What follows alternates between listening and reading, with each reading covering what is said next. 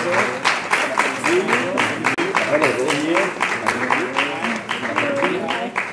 again. Hello again.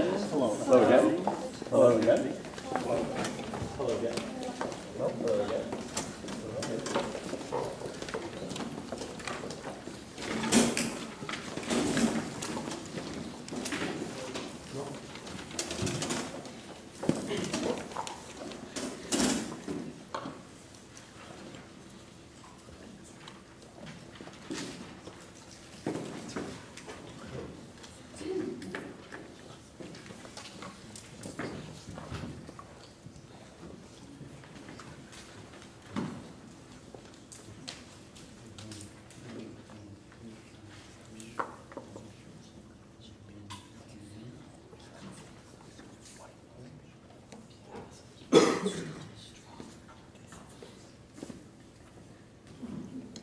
Bonjour deux équipes. Commence à être habitué au fonctionnement, donc on va faire ça rapidement. Pour le gouvernement, le numéro d'équipe 57. Pour l'opposition 51. Autrement, pour la traduction simultanée, tout fonctionne. Superbe.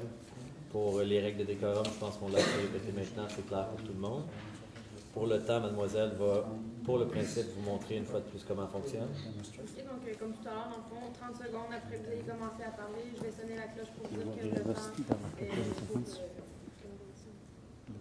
Pour les temps protégés. Les temps protégés, donc après ça, vous avez, dépendamment, le 4 minutes, 3 minutes, 2 minutes, 1 minute, le 30 secondes. Ensuite, je vais vous donner les 10 dernières secondes avec les doigts, puis je vous donne le 15 secondes comme ça jusqu'à temps que le temps se termine. Puis à la fin de ces 15 secondes-là, je vais ressonner pour vous dire que Donc, une fois de plus, vous êtes responsable de vos dépassements de temps pour lesquels les pénalités sont dans les règlements. Quand la cloche sonne, on est en dépassement de temps. Est-ce que vous avez des questions? Je vais lire la motion pour vous, pour l'assistance aussi derrière moi. La motion de la demi-finale est qu'il soit résolu que le gouvernement du Canada adopte le projet de loi S-243 modifiant la loi sur l'Agence du revenu du Canada afin que soit divulgué annuellement l'écart fiscal, soit la différence entre les impôts qui auraient dû être perçus et ceux qui ont été réellement recueillis. Be it resolved that the Government of Canada adopts Bill S-243, that would amend the Canada Revenue Agency Act for the purposes of having the tax gap disclosed yearly, which is the difference between income taxes, which are normally have been collected, and the amount that was really paid. Any questions? Des questions? Sans plus tarder, j'appellerai le Premier ministre à venir faire son discours d'ouverture d'une durée de 5 minutes pour lesquelles les 30 premières et dernières secondes sont protégées.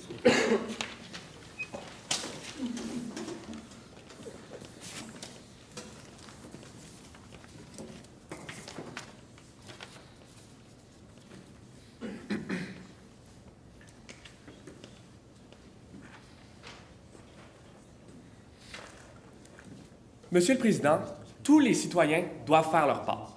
Ça fait des années que des scandales fiscaux font la manchette au Canada. Paradise Papers et KPMG en sont de bons exemples qui, malgré tout ce que l'opposition va dire aujourd'hui, ne pourront être contredits. Le problème, c'est que le gouvernement du Canada, l'Agence de revenus du Canada, travaille dans le vide. On sait qu'il y a un problème d'évitement fiscal, on sait qu'on a un problème avec le fait de récolter nos impôts, mais on ne sait pas c'est quoi l'ampleur du problème et on ne sait pas non plus comment s'y attaquer. Et c'est pourquoi aujourd'hui, mon gouvernement est si fier d'aller de l'avant avec un projet de loi qui travaille contre l'évitement fiscal au Canada, soit le projet de loi S-243, modifiant la loi sur l'Agence de revenus du Canada, afin que soit divulgué annuellement l'écart fiscal, soit la différence entre les impôts qui auraient dû être perçus et ceux qui ont réellement été recueillis. Donc, pour évaluer cet écart-là, ça va être un comité indépendant d'experts fiscaux et statistiques qui va produire de façon annuelle à la fois un rapport, mais aussi des recommandations sur les problèmes fiscaux au Canada. Et ce comité-là, les travaux de ce comité-là, en fait, ce dit rapport, va être revu annuellement par un comité parlementaire transpartisan sur lequel va siéger à la fois le gouvernement, mais aussi l'opposition officielle, Monsieur le Président.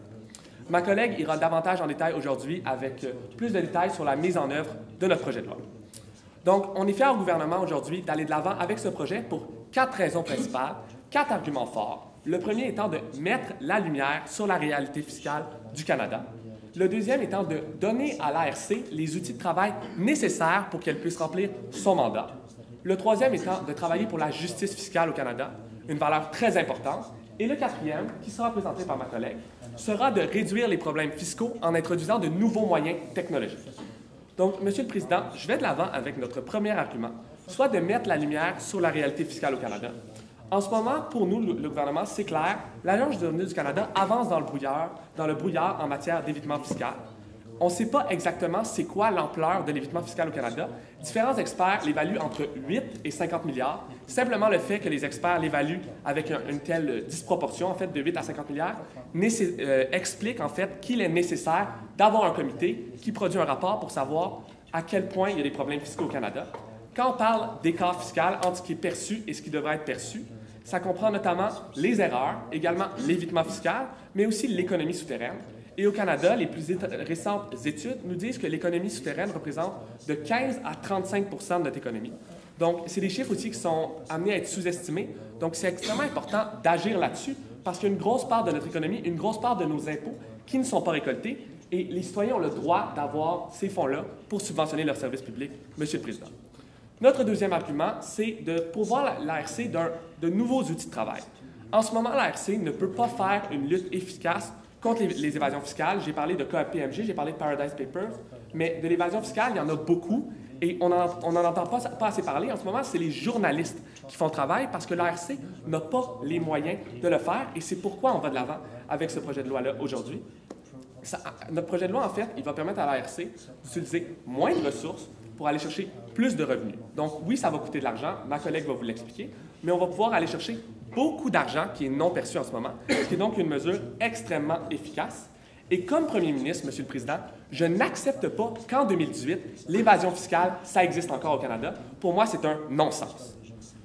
Troisièmement, Monsieur le Président, la justice fiscale. La justice, c'est au cœur des valeurs canadiennes. Et en termes de fiscalité, c'est extrêmement important parce que, comme je l'ai dit en introduction, tous les citoyens et citoyennes doivent payer leur juste part au Canada. En ce moment, les mesures d'évitement fiscal, ça nécessite le recours à des fiscalistes et donc ça profite seulement aux plus riches, laissant au détriment les plus pauvres, qui, en plus de ne pas pouvoir faire d'évasion fiscale, n'ont pas les revenus qui auraient été créés par les impôts des plus riches, qui font l'évitement fiscal. Donc pour nous, cette mesure-là permettrait d'avoir une meilleure justice fiscale au Canada et d'avoir en tant que telle une meilleure subvention de nos services publics, ce qui serait bon pour tous les Canadiens et Canadiennes. Donc, aujourd'hui, au gouvernement, on est extrêmement fiers de présenter cette mesure parce que c'est une mesure qui travaille pour un problème qui n'a pas été assez considéré dans les dernières années. L'ARC dépense un budget substantiel chaque année, 4 fois le budget du patrimoine canadien, Monsieur le Président, mais malgré ce budget, n'arrive pas à mettre fin à l'évitement fiscal qui est de 8 à 50 milliards. Donc, pour nous, il faut aller de l'avant avec ce projet de loi-là, et ce, pour les 4 raisons que je me permets encore de rappeler, soit mettre la lumière sur la réalité fiscale, de pourvoir l'ARC d'outils de travail pertinents, la justice fiscale et enfin de réduire les problèmes fiscaux. Donc aujourd'hui, le gouvernement présente un projet de loi qui est à la fois précis, efficace et nécessaire. C'est un projet de loi qui travaille pour l'une des valeurs les plus importantes au Canada, l'équité. Merci, Monsieur le Président. Merci beaucoup, Monsieur le Premier ministre. J'invite maintenant le chef de l'opposition à venir faire son discours d'une durée de 5 minutes, dont les 30 premières et dernières secondes sont protégées.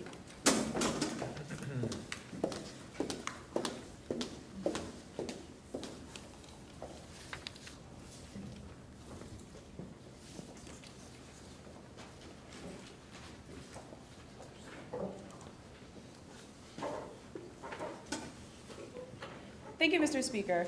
Side opposition is here today to tell you why we should not be amending the current bill in order to disclose the current tax gap annually.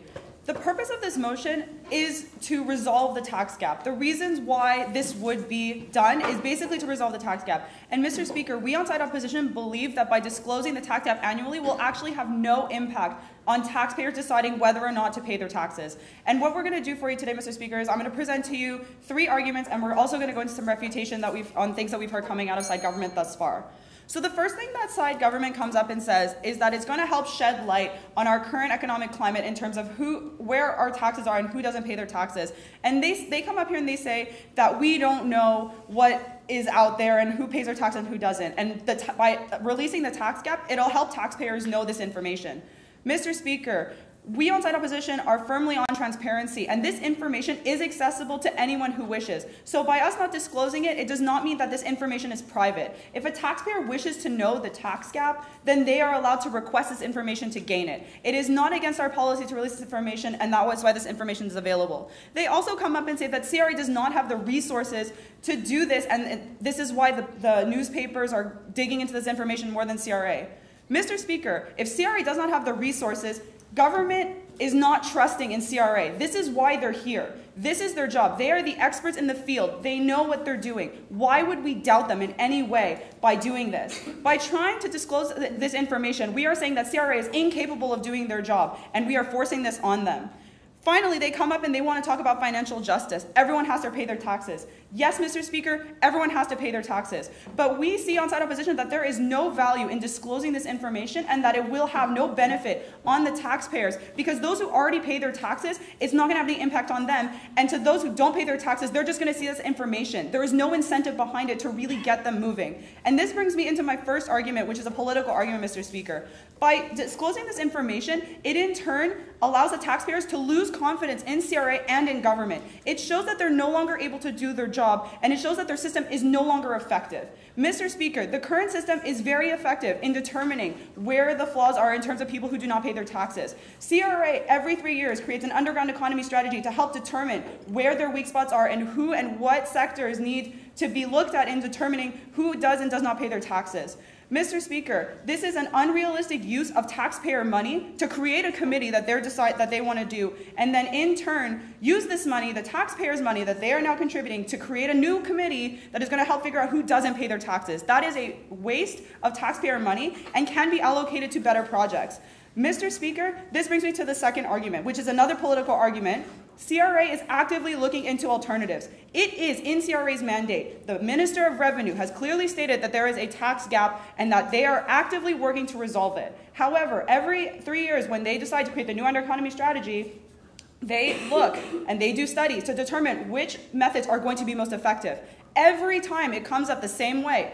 This method is not going to be effective. They see no results coming in saying that by disclosing this information to taxpayers that they will be more incentivized to pay their taxes. Mr. Speaker, there are various ways that CRA is actively trying to get those non-compliers to pay their taxes, such as nudge techniques and as well as a letter writing campaign where they send out letters to remind people to pay their taxes and explain to them what is the underground economy and why they should not be contributing to it. What are the consequences of not paying their taxes? CRA is very clear. Everyone should be paying their taxes, and they take every effort and do everything they can to make sure that taxes are paid. Mr. Speaker, there are other issues that CRA should be focusing on, such as the small business tax. When we already know that CRA is working to close the tax gap, disclosing this information shows no benefit. Finally, Mr. Speaker, what we see is the third argument, which is our social argument. Releasing this information, as CRA said, has no effect on the taxpayers. People have access to this information should they require it. If they want it, they can have it. There is no restriction on it. We are all about transparency, and we want to make sure that any information that we can give to the taxpayers is readily available to the taxpayers. So if they would like to look at it, they can. But the non-compliers, the non-taxpayers, are not going to be inclined to change their ways by simply disclosing the tax gap. Doing such creates no benefit for the taxpayers who already pay their taxes, and it doesn't create any additional benefit to those who do not pay their taxes. So, Mr. Speaker, we need to recognize that this is the inherent flaw with releasing this information, and we need to recognize, Mr. Speaker, that it in turn shows that CRA is no longer effective in doing their job, and it in turn creates a doubt within CRA and the government, and that there are alternatives available and that are being worked on actively. And finally, that this information is readily available, and that CRA is about being transparent and releasing this information should the taxpayer request it. And it's for these reasons that we are proud to oppose. Thank you. J'appelle maintenant le premier député du gouvernement pour venir faire son discours de 3 minutes, dont les derniers 30 secondes sont protégés.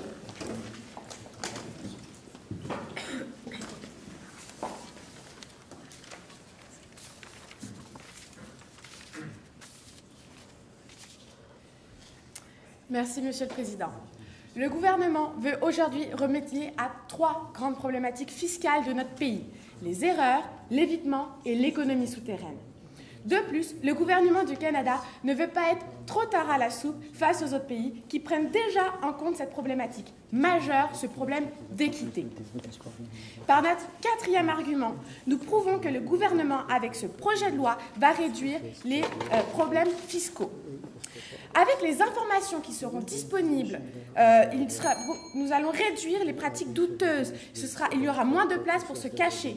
Ça va aussi permettre l'introduction de nouveaux outils, notamment grâce à l'intelligence artificielle, qui est aujourd'hui d'une grande utilité. Ce sont des nouvelles technologies qui sont utilisées comme moyen pour remédier à cette problématique. En plus, nous allons conscientiser les citoyens. Les citoyens vont considérer l'écart fiscal comme un problème de société, car oui, c'est un problème de société. Il y aura d'autant plus des campagnes de sensibilisation. Bref, nous voulons réduire aux 3 problèmes fiscaux. Concrètement, la mise en œuvre. Pour revenir sur ce que le Premier ministre a dit, il y aura la création d'un comité indépendant pour les preuves statistiques et qui permettra d'évaluer la manière dont est faite l'évaluation. Ce sera annuellement réévalué par un comité parlementaire apartisan. Et ces informations seront directement utilisées par l'ARC. En plus, c'est un standard recommandé par des pays comme la Grande-Bretagne et les États-Unis. Donc oui, c'est un comité qui est pertinent. Cette création du comité est d'autant plus pertinente qu'elle est recommandée par la Conference Board, désolé pour mon accent, du Canada. Ce sera lancé dès maintenant pour que les résultats de l'année fiscale de 2009 soient révisés, car oui, on veut le faire dès maintenant. Combien cela va réellement coûter? Nous prévoyons un coût d'implantation de 2 millions de dollars environ. Nous avons prévu annuellement 40 millions de dollars, mais nous sommes prêts à peut-être avoir plus de dépenses, mais puisque l'impact aujourd'hui, comme mentionné, sont des pertes allant de 8 à 50 milliards par an de pertes, nous sommes prêts à mettre plus comme gouvernement. Ce sont aussi des pertes d'argent actuellement pour l'Agence Revenu Canada qui essaye de traiter ce problème sans réellement avoir de solutions concrètes. Pour répondre à quelques points avancés par l'opposition,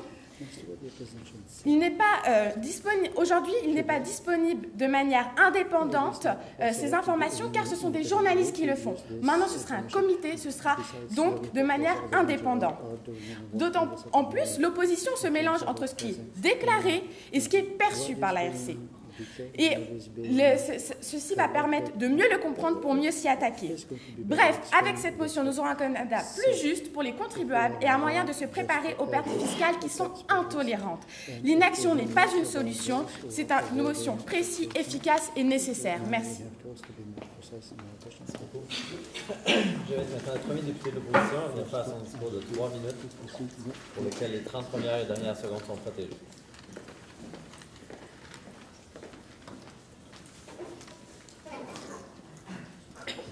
Thank you, Mr. Speaker. Today, government has said that they will be disclosing the tax gap in order to raise awareness, in order to make sure that taxpayers or those who are not paying taxes are easier to identify, and that the underground economy can better be seen. However, what government fails to realize is that CRA, as Leader of Opposition has stated, that this is already happening. Every year, the CRA releases a strategy to define how they are going to tackle the underground economy. Therefore, the way government is positioning is stating that this needs to be done. However, it already is being done. And that drives home the point is, what is the benefit of releasing this number?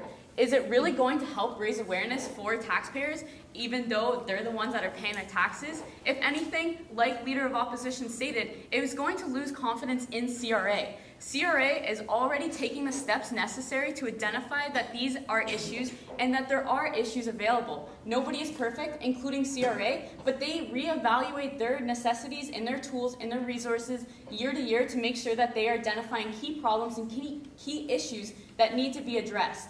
Therefore, we are not denying that the gap needs to be closed. That is the fundamental issue with this motion, is that what is the benefit to taxpayers when releasing this motion and releasing this gap? Does it really give them the information to say that, that people are going to start paying their taxes that haven't already? As Leader of Opposition has already stated, letters get sent out to those who are not paying taxes. Measures are being taken to those that are not meeting their requirements for taxes. Measures are being put in place to make sure that this is happening. Further, government talks about that it will be an investment, $2 million.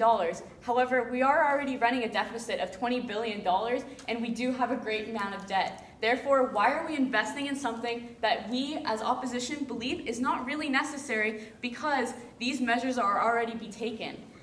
To reiterate the fact, we know that we as opposition believe in the Canada Revenue Agency. We see the effort that they're putting forward, and we know that they are doing the best that they can, and therefore reevaluating year to year to make sure that this gap is being closed. It is, as the Minister of Revenue, their mandate to make sure that the underground economy is being closed, and therefore they are taking the steps that government needs to take in order to close this. So it comes down to the fundamental principle. What does this mean for taxpayers? Is this really, really beneficial for taxpayers, or is this just something that government would like to spend money on that frankly could be spent on other social issues that are far more important than just a number that can be identified if requested due to the fact that we are a transparent government? Information can be given to taxpayers upon request. And it's for these reasons, Mr. Speaker, that we are proud as opposition to oppose this motion. Thank you. Merci. J'invite maintenant le deuxième député du gouvernement à venir faire son discours de 4 minutes, pour lequel les 30 dernières secondes sont protégées.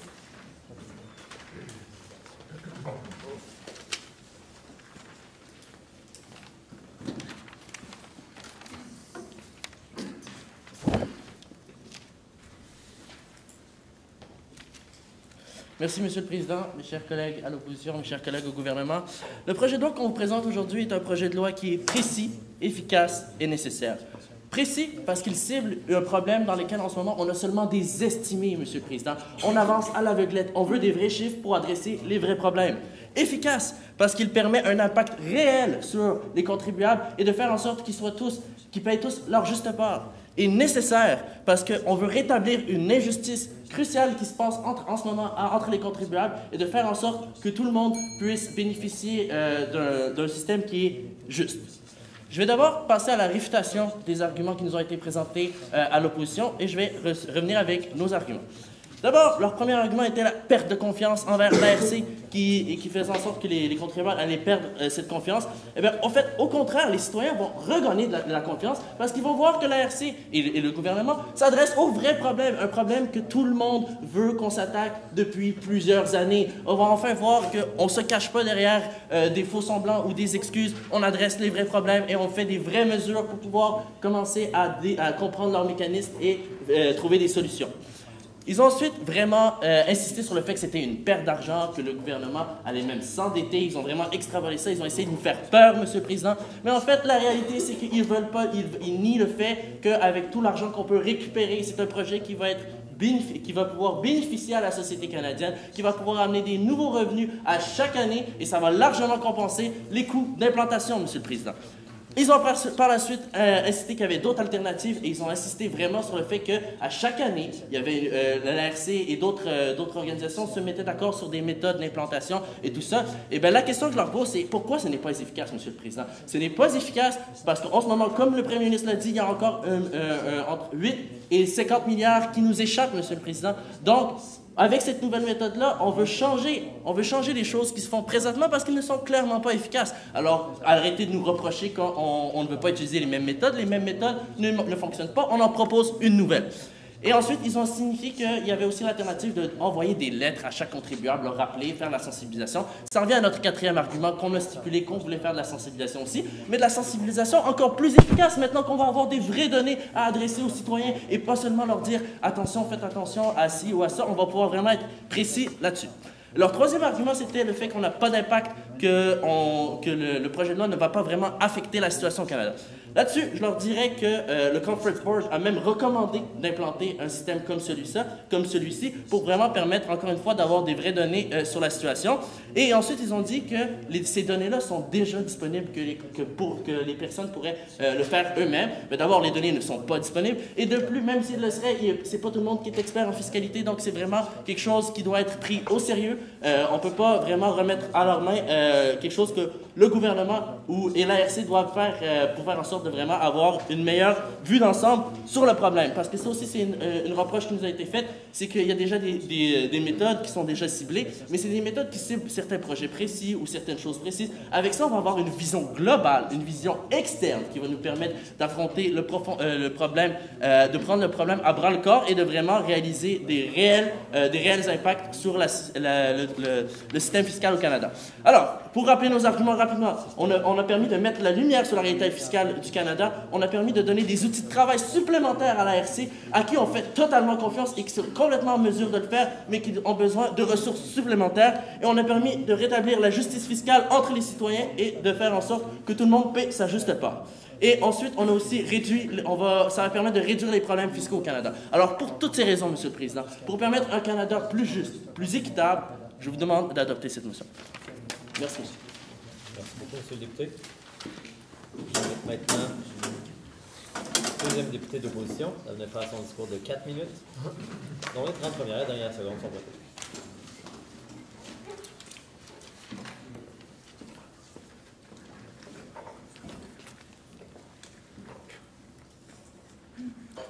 Thank you, Mr. Speaker. Today, I'm going to stand before you here and first refute some of what we've heard coming from side government and then rebuild upon the points that we as side opposition have brought forth on why we believe that this proposal is not in the best interest of Canadians. First, we'd like to touch on how we need to know exact numbers according to the Leader of Opposition and other members of government. They claim that we currently only have estimates. However, CRA does have the exact numbers. This motion is based upon releasing them, because currently it's only within the CRA. Second, they talk about providing more tools for the CRA to do these type of things, and also how they think that if they make a parliamentary committee to oversee that and then direct and suggest what the CRA should do, that would make things better. However, again, just to reaffirm what my colleague said, we believe that the CRA is an expert on the area of all of their domain. And as Parliament, we should not be dictating them on how they should be doing what they do. Furthermore, they also mentioned how everyone must pay taxes and poor people don't have as much knowledge in financials. We, as side opposition, believe that regardless of your income, you can have financial literacy. So we think that's just simply incorrect. We also heard how they had the Panama Papers released and analyzed by journalists instead of the CRA. However, we should notice that the reaction to the Panama Papers and more by the public was only cynicism and how the rich don't pay taxes and avoid them. And this reaction just reaffirms the fact that we see no value in releasing the actual quantitative figures to the citizens. So now to go into our fourth argument here, we see how their proposed plan to put $2 million, roughly an estimate they said, into a plan to publish this and then reevaluate how to close the gap. Taxpayers are going to look at this and see it just as spending taxpayer money just to figure out how to get all the taxpayer money. It's just a waste. It's a circular cycle. Taxpayers are not going to understand why we're spending money just to figure out who's not paying taxes. Think of it like this. A lot of people consider welfare to be bad because in their view, regardless of any current opinions, like their view in their minds, they think that people who are on welfare are freeloading and that people who are taxpayers such as them do not actually get the same benefit. What's the point of paying taxes?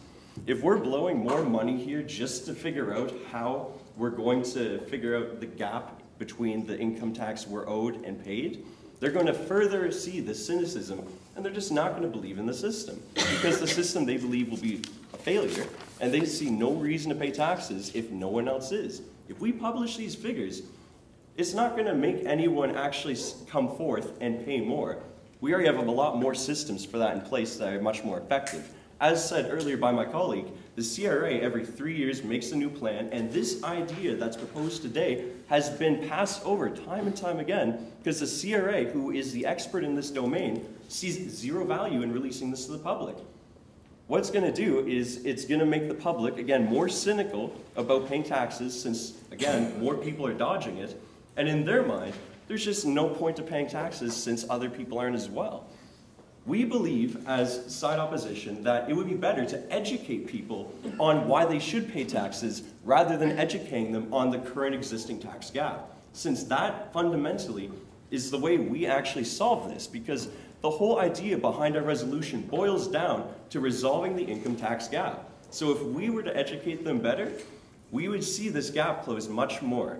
And for these reasons, we are proud to oppose this motion. Thank you. Merci beaucoup. J'appellerai maintenant le Premier ministre pour son discours de clôture de 3 minutes entièrement protégé.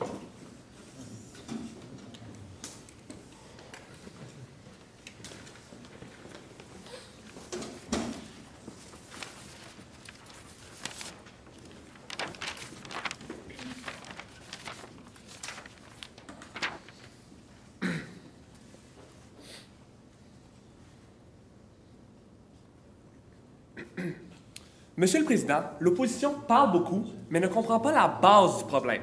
Aujourd'hui, l'opposition pense que l'Agence du revenu du Canada a une baguette magique qui règle tous les problèmes fiscaux au Canada. Mais ce n'est pas le cas, Monsieur le Président.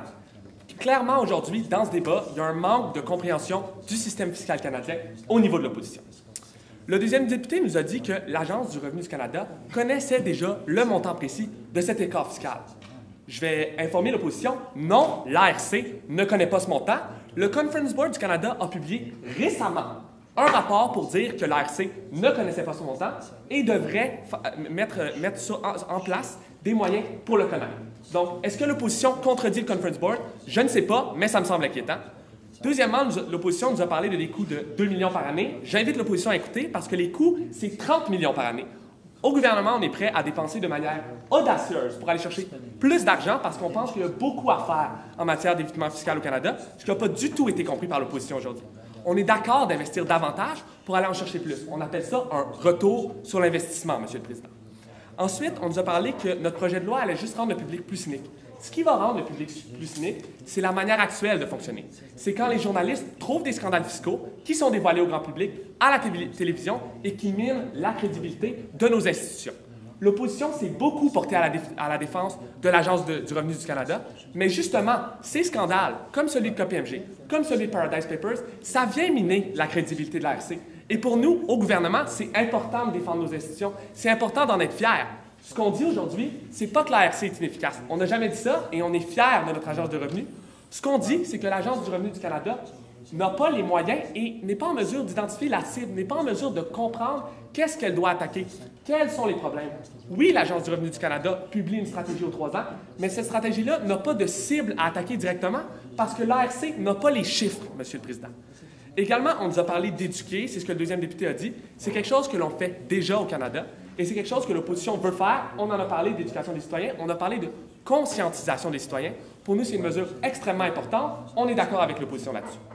Donc aujourd'hui, Monsieur le Président, le gouvernement est très fier d'aller de l'avant avec notre projet de loi qui n'a pas été réfuté convenablement par l'opposition parce que, oui, l'ARC a besoin d'avoir une cible précise. Comme dans tout, on doit savoir où sont les problèmes, comment les identifier pour ensuite pouvoir les résoudre. C'est comme ça que ça fonctionne dans toutes les sphères de la société. Donc aujourd'hui, on est fiers d'aller de l'avant avec notre projet de loi pour nos 4 arguments que je tiens à rappeler, soit de mettre la lumière sur la réalité fiscale au Canada, réalité qui n'est pas connue en ce moment. Deuxièmement, de fournir à l'ARC que l'opposition aime tant, des outils de travail pertinents. Troisièmement, pour travailler pour la justice fiscale au Canada. Et quatrièmement, pour réduire les problèmes fiscaux. Monsieur le Président, d'un côté, on a une opposition qui ne sait dire qu'une chose, on fait confiance à l'Agence du revenu du Canada. De l'autre, on a un gouvernement qui travaille pour les Canadiens et Canadiennes, pour l'équité. Merci. Merci beaucoup, Monsieur le Premier ministre. J'appelle maintenant le chef de l'opposition de faire son discours de conclusion de 3 minutes entièrement protégé.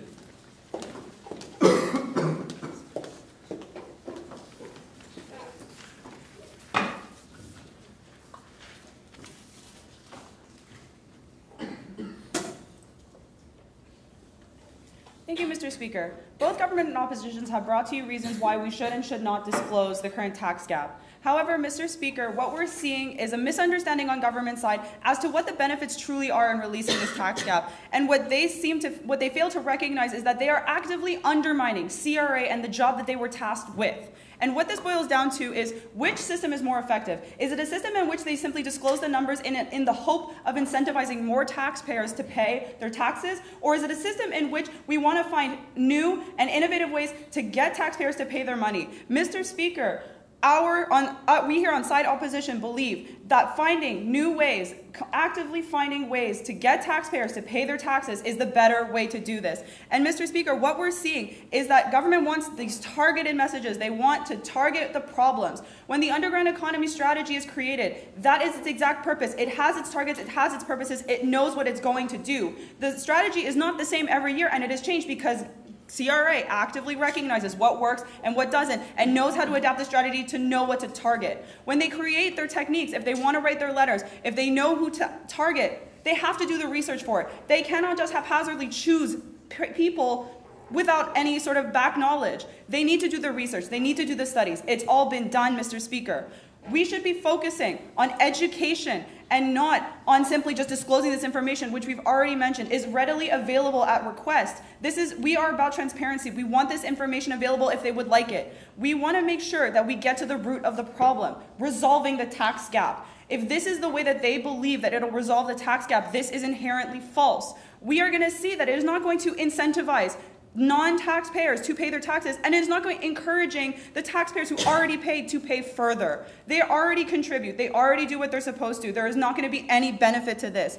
Mr. Speaker, we need to recognize that CRA is there to do a job, and government has put them there for a reason. They know what they're doing. They have the resources they need. Investing any more money when we could be focusing on other social issues is flawed. We need to put this money where it belongs. We should not be spending this money to create more committees to give us the same results that CRA already gets. Mr. Speaker, we need to recognize that CRA is effective in their job, and they know what they're doing, and that they can do what they were tasked to do. We do not want to in any way demonstrate that CRA is incapable or that government is incapable of doing what they set out to do. When the Minister of Revenue says that we are actively closing the tax gap, these aren't just buzzwords. This isn't fluff to sort of reassure the taxpayer. These are things that are actively being worked on. And this is what we need to recognize, Mr. Speaker. So what are we looking at? We're looking at the system in which government is trying to propose to us is ineffective. It'll in turn spend more taxpayer money and give less results. So we need to recognize that we want to find the best way to get taxpayers to pay their money under a different system, and it's for these reasons that we are proud to oppose.